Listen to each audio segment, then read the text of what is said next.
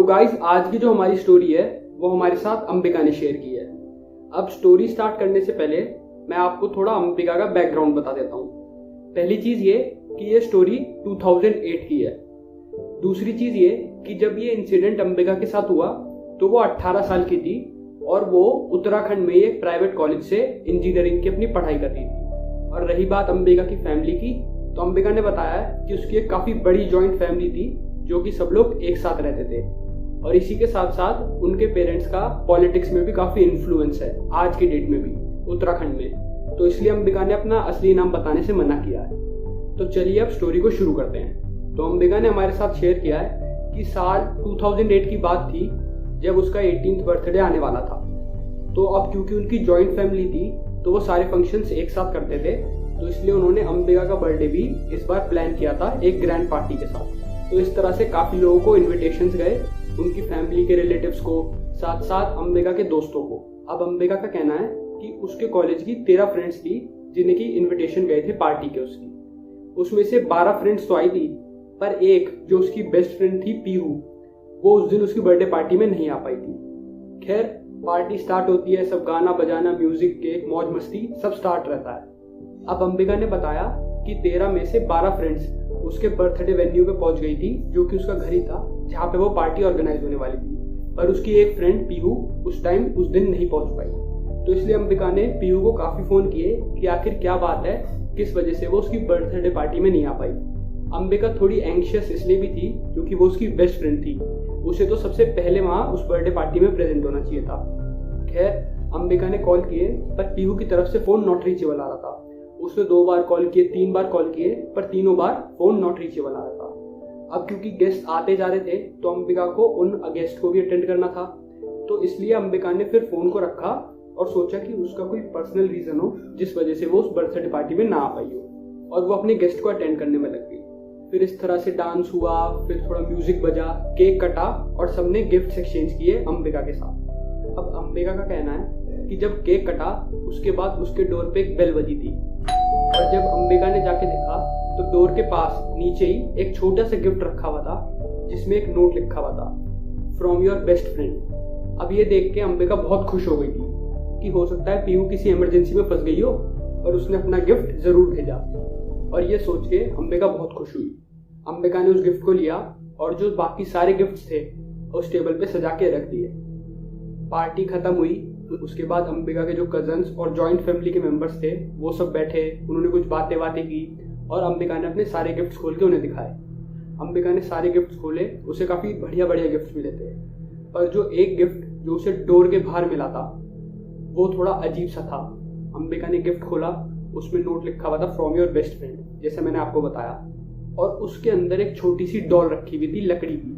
अब सब देख के उसे हंसने लगे गिफ्ट को कि 18 साल की अंबिका है, इस लकड़ी की डॉल का वो करेगी क्या। खैर अब क्योंकि ये गिफ्ट अंबिका की बेस्ट फ्रेंड पीहू ने दिया था तो इसलिए उसने उस गिफ्ट को संभाल के बाकी गिफ्ट के साथ अपनी डाइनिंग टेबल पर रख दिया, और इस तरह से सब अपने अपने कमरों में सोने चले गए।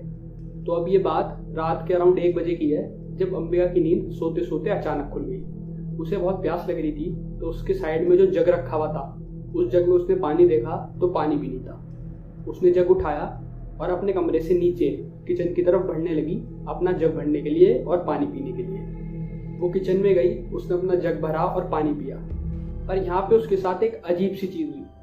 किचन के पास ही वहाँ डाइनिंग टेबल थी जहाँ पे उसने अपने सारे गिफ्ट्स रखे हुए थे, और उन्हीं गिफ्ट्स के पास से एक अजीब सी टोन बज रही थी, बिल्कुल इस तरह।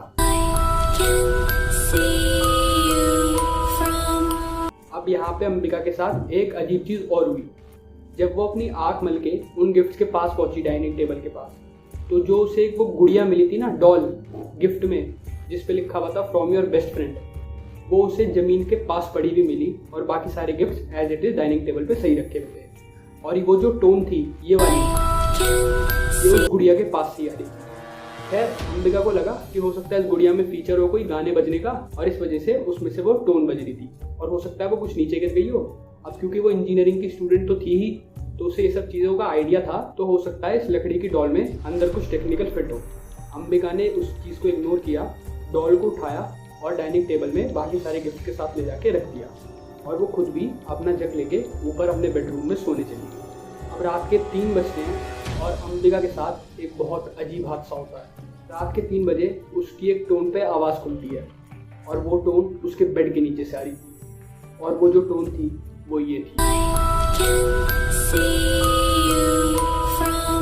अब आप सोचो, थोड़े टाइम पहले, 2 घंटे पहले आपको वो सेम टोन अपने डाइनिंग टेबल पे सुनाई दी है नीचे, और फिर वो सेम टोन आपको अपने बेड के नीचे से आ रही है जबकि आप अपने कमरे को लॉक करके सोए थे।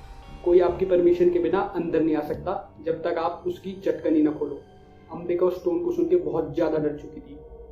वो चुपचाप बेड पे पड़ी हुई थी और चुपचाप भगवान का नाम लिए जा रही थी। वो जो टोन थी उसकी इंटेंसिटी और बढ़ती जा रही थी। खैर, अंबिका ने थोड़ी हिम्मत दिखाई, बेड के नीचे झुकी और देखा वो सेम डॉल जो उसने डाइनिंग टेबल पे रखी थी, वो डॉल अब उसके बेड के नीचे थी।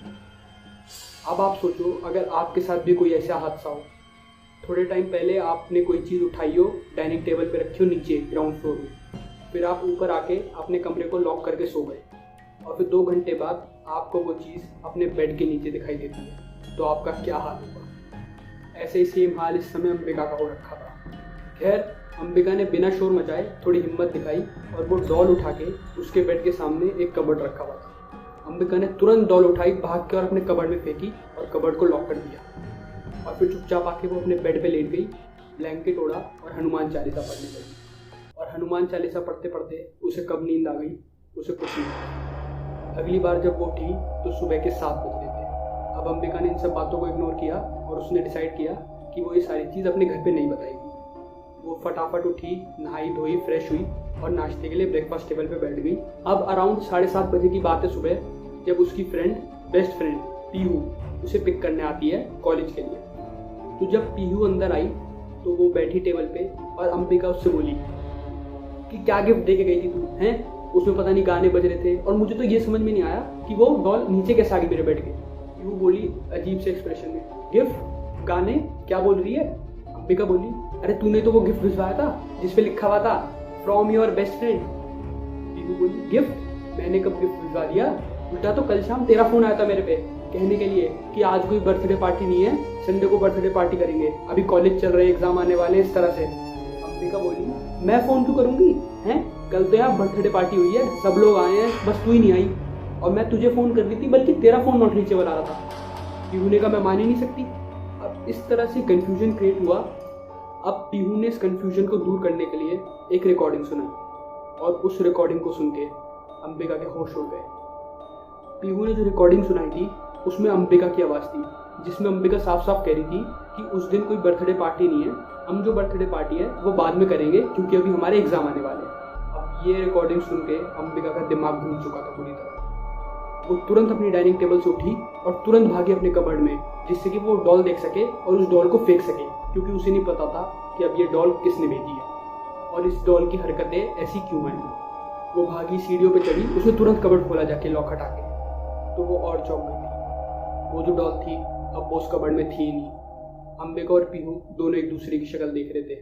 उन्हें समझ में नहीं आ रहा था कि अब करे तो क्या करे। अंबिका क्योंकि थोड़ी डेयरिंग टाइप की थी तो पीहू ने उससे कहा कि छोड़ ना, घर पे क्या करेगी ये बात बता के, डॉल थी ठीक है, गायब हो गई, अब तो सब सही है, चला कॉलेज चल रहे हैं। तो इस तरह से वो कॉलेज चले गए। 2 दिन बाद की बात है जब अंबिका की तबीयत थोड़ी बिगड़ने लगी। उसे बुखार आया, फिर उसे उल्टियाँ हुई और धीरे धीरे वो जो उल्टियों का रंग था वो काला हो चुका था और उसके जो चेहरे का रंग था वो भी धीरे धीरे काला पड़ने लगा था। मतलब वो जब उल्टियाँ कर रही थी तो भी काली उल्टी निकल रही थी और वो पूरी तरह से काली पड़ चुकी। अब ये सब चीज़ देख के अंकिता के घर वालों को थोड़ी टेंशन हुई। उन्होंने अंबिका को फौरन हॉस्पिटल में ले गए और उसके सारे चेकअप कराए, पर हैरानी की बात ये थी कि उसके सारे चेकअप नॉर्मल आए थे। ये पता नहीं चल पा रहा था कि आखिर उसकी हालत कैसे हुई। फिर पीहू ने डर में आके सारी बातें अंबिका के घर वालों को बताई कि कैसे वो डॉल थी, कैसे कोई फ़ोन आया, कैसे वो डॉल में से आवाज़ें आ रही थी, कैसे वो डॉल अपने आप गायब हो गई। अब अंबिका के घर वाले क्योंकि इन सब चीज़ों को काफ़ी मानते थे, सुपरस्टिशंस को, तो उनके जो एक फैमिली बाबा थे वो उनके पास अंबिका को ले गए। उन्होंने सारी बातें एज इट इज़ उन बाबा को बताई, सबसे शुरू से लेके आखिरी तक। अब बाबा ये सारी बातें सुनते समझ चुके थे कि कोई ऊपरी हवा है जो कि अंबिका के सर पे इस समय बैठी हुई है। अब उन बाबा को हो सकता है कि काफ़ी नॉलेज थी, तो तो उन्होंने अंबिका की हालत देखते ही तुरंत कहा कि हो सकता है वो गुड़िया तो वहाँ से गायब हो गई हो, पर अभी भी उस चीज़ का कोई अंश है जो कि आपके घर में है। अब सब सोच में पड़ गए कि गुड़िया गायब हो गई तो अंश मतलब, तो तभी जो गार्ड और मेड थे अंबिका के, उन्होंने बताया कि जब वो गिफ्ट आया था तो वो गिफ्ट एक डिब्बे में रैप होके आया था और दीदी ने उस डिब्बे को संभाल के स्टोर में रखने को कहा था। तो अब सब समझ चुके थे कि वो बाबा किस अंश की बात कर रहे हैं। अंबिका के घर वालों ने एक आदमी को भेजा जो कि वो डिब्बा एज इट इज़ बाबा के पास लाया। बाबा ने कुछ मंत्र पढ़े उस डिब्बे को लेके और वो डिब्बा उठा के आगे अग्नि में फेंक दिया। फिर कुछ मंत्र पढ़े और पीहू और अंबिका दोनों के हाथ में कलावे बांधे और अंबिका को बताया कि आगे फ्यूचर में कोई भी चीज़ तुम्हें ऐसे पड़ी भी मिल जाए तो उसे बिल्कुल मत उठाना जब तक कोई तुम्हें अपने हाथों से ना दे। तो ऐसे करके बाबा ने अंबिका, पीहू और अंबिका के घर वालों को जाने दिया। फिर कुछ दिन बीते और धीरे धीरे अंबिका की हालत में सुधार आने लगा।